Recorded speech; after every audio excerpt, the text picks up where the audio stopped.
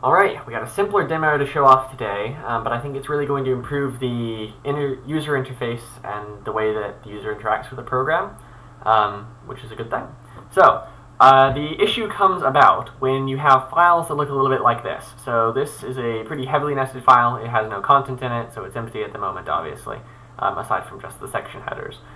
But these section headers, you can see they're pretty long. This one's pretty funky. It's got some Unicode characters in there, well, quite a few of them. And then you can see all the way down here at level 6 is where you actually have, your content where you put questions under or something. So first, I'm running in the old version of the program to show off the issue, and then I'll move to the new one and show off the fix that I've come up with. So the issue starts once you get to this Unicode section here. So keep a close eye on this header on the right here, because this should always stay on the right. And you see as we add the University of Sheffield, it doesn't move or anything. But the problem is once we add the Unicode support, then that header on the right moves way over to the left. And the reason for this is the algorithm that's calculating how long this space between these items should be is relying on the length of this string, which is how it's represented in the computer program, to be equal to the number of, the width that it shows up on screen as. The problem is that behind the scenes, each one of these funky Unicode characters is actually 2 or sometimes even 3 sub-letters that are kind of squished together. So when the program is asking, okay, well, what's the length of this? It ends up thinking that it's 8 letters longer than it really is, because let's see, we have 1, 2, 3, 4, 5, 6, 7, 8, 8 Unicode letters. So each one of these is then going to be represented by 2 characters behind the scenes, so it ends up overestimating the size. And you can see that because it ends up being 1, 2, 3, 4, 5, 6, 7, 8 characters short. So that's one of the issues. The second issue comes about once you go all the way into something like this. So say you're looking at your content, the content is here, and the most important thing to you is the context that is the most local to this content.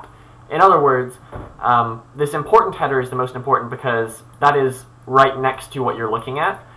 Like down here, the squish.org, that's the file you're in, which you probably won't be needing to know as much if you're looking at these things, because the file name, when you launch the program with it, it's pretty evident kind of, what it comes from. And it doesn't help you know if you're just seeing the squish and nothing else, you don't know where you are in the file, you just know you're in the file, which isn't terribly helpful. So what happens when you squish this in is, first of all, it doesn't respect the spacing between the two, so it'll push the headers all the way together, and then after that it'll just start, the headers will be stuck together and they'll stay the same size, and then it'll just start to run off the screen.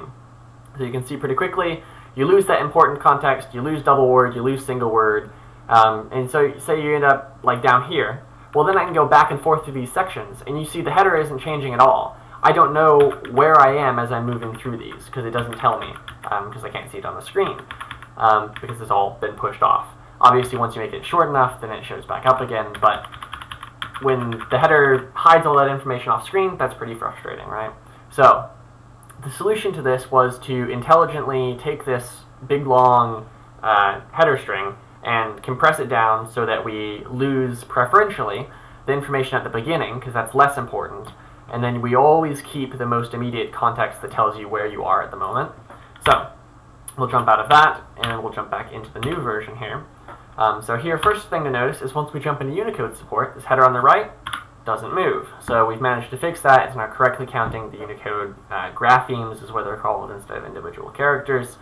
So then we can add on the rest of it, make it really long. And now, as we shrink this window down, you can see that, so first of all, it'll keep always this one little space in between, so you don't, ever confuse the 2 headers for being one header. So as we squish it down here, it can't get any smaller, so what it's going to have to do is change this path and start to contract it. So if we keep an eye on squish, because that's the least important chunk of information here, and we move one size smaller, then you see that squish gets turned all the way down into just an S, so it gets contracted, so it gets squished, hence the name of the file. And it also works with multi-word things. It does so in a slightly different way, and that was a bit tricky to figure out, because if you think about it, when you're contracting several words together, you probably want to take the first letter of each word.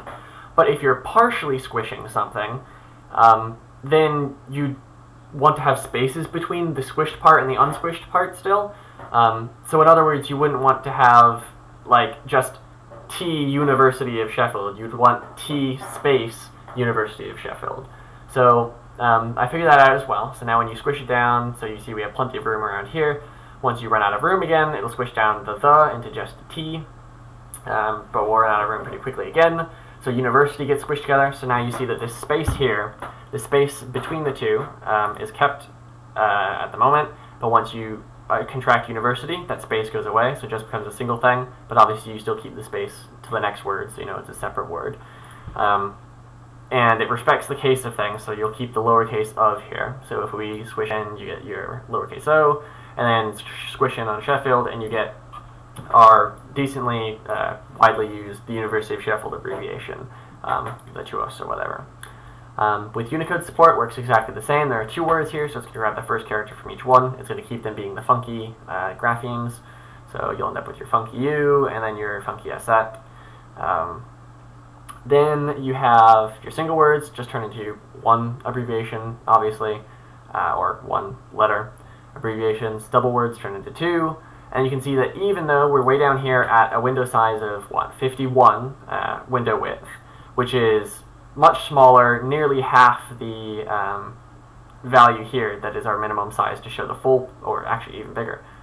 The full path is way out here. Yeah, so the full path is way out here.